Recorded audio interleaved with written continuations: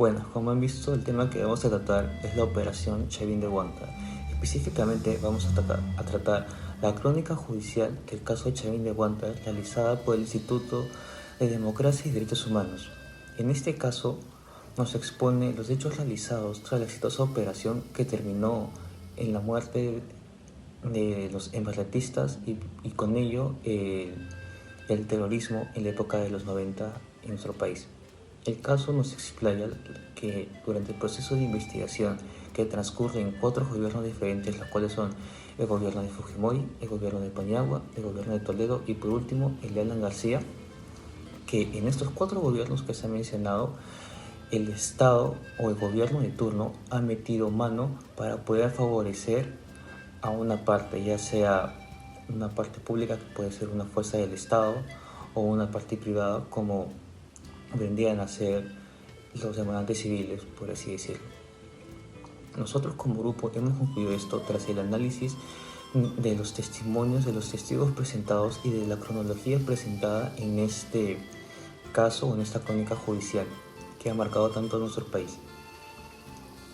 Nosotros hemos identificado que se ha llevado a cabo el totalitarismo en la época de Fujimori y que esto afectó en el caso Chavín de Huántar, el proceso judicial, obviamente, ya que a través de su asesor, Vladimiro Montesinos, se puede inferir que sí habrían faltado a las normas en cuanto a la trata de los prisioneros y al manejo de la demanda o del elemento de la defensa por parte del Estado, ya que han habido indicios o pruebas concluyentes, por así decirlo, de corrupción y de amenaza a testigos, por así decirlo, lo cual refleja un gobierno totalitarista por parte del señor Fujimori. Y por último, en el gobierno de Toledo se puede evidenciar una fuerte presión social, a la cual conllevó a Toledo a favorecer mayormente a la parte civil, en este caso representada por el Ministerio Público, y a desfavorecer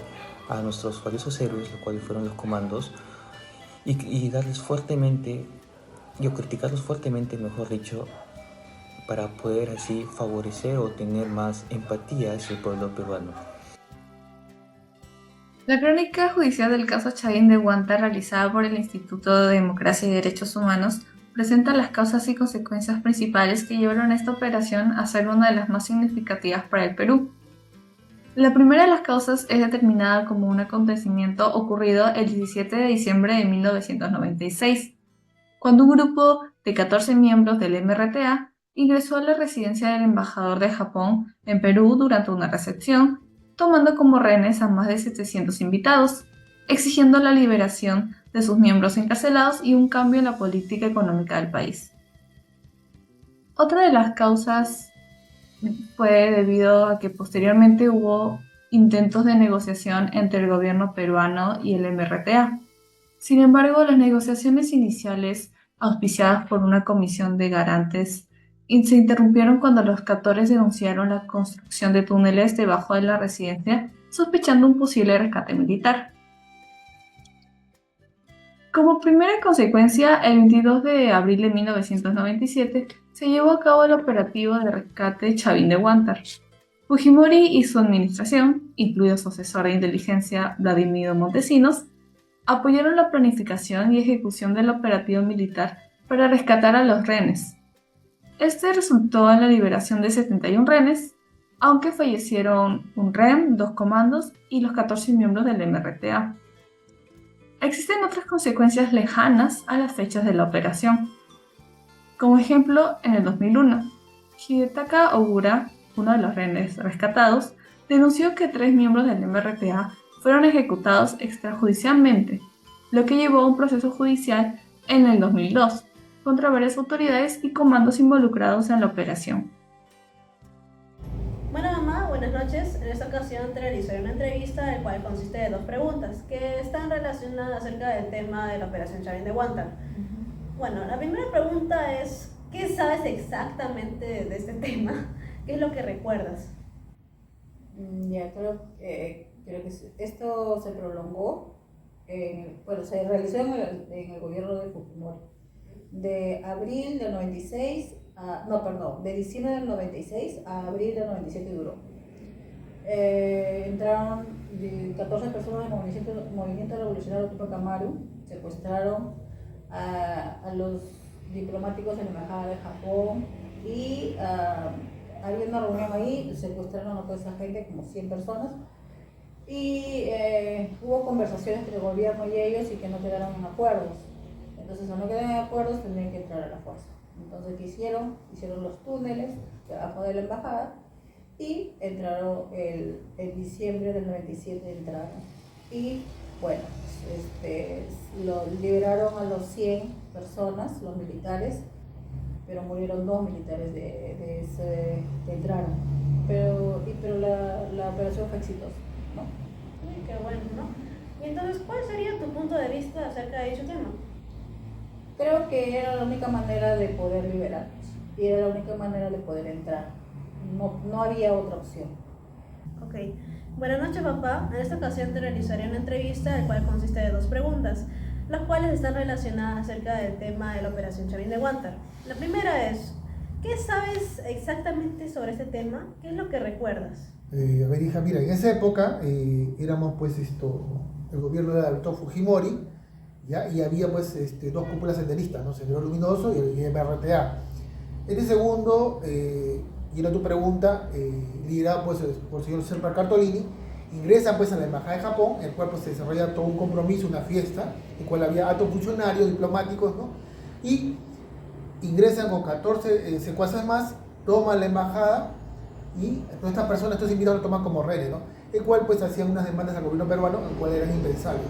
El gobierno no iba a trazar con ellos. Entonces, ¿qué hace el ejército? Realiza toda una estrategia y en abril del año 97 ingresan a la embajada, logran rescatar los rehenes, ¿no? Y aniquilan pues todas estas cúpulas senderistas, ¿no? Es lo que yo puedo recordar ahí, ¿no? Muy bien. ¿Y cuál es tu punto de vista acerca de este dicho tema?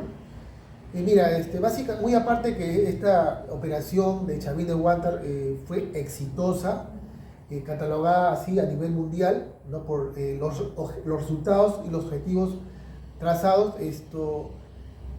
yo puedo rescatar pues que el gobierno, digamos, eliminó pues toda esta cúpula, ¿ya? La matriz, en este caso el señor Serpa Cotolini, ¿no? Y haciendo que el país sea más liberado y sea, digamos, un país viable que uno puede vivir tranquilamente, ¿no? Muy bien. Muchas gracias, papá. Ok.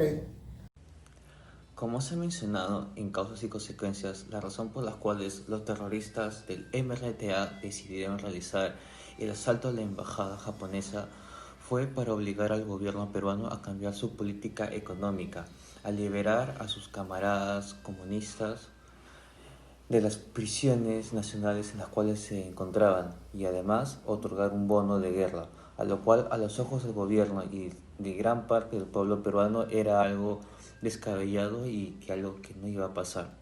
Tras el rechazo del gobierno ante sus demandas, los terroristas continuaron con la actividad de los rehenes, como ya sabemos, y lo cual llevó como resultado a lo que todos conocemos como la exitosa Operación Chavín de Huántar.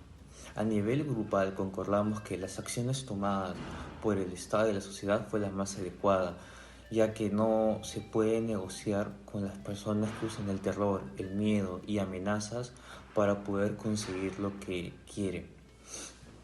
El gobierno acató estos tomando manos muy duras en cuanto a los terroristas y la sociedad al apoyar al gobierno y a los militares que llevaron a cabo esta exitosa operación. En cuanto a plantear una alternativa a la solución, creemos que la incorporación de cámaras de video de las cuales pudieron haber grabado parte de la operación hubiera sido de gran aporte, ya que hubiera desestimado gran parte de las denuncias presentadas, en este caso judicial, y hubiera mantenido limpio el nombre de los valientes oficiales que salvaron a las personas.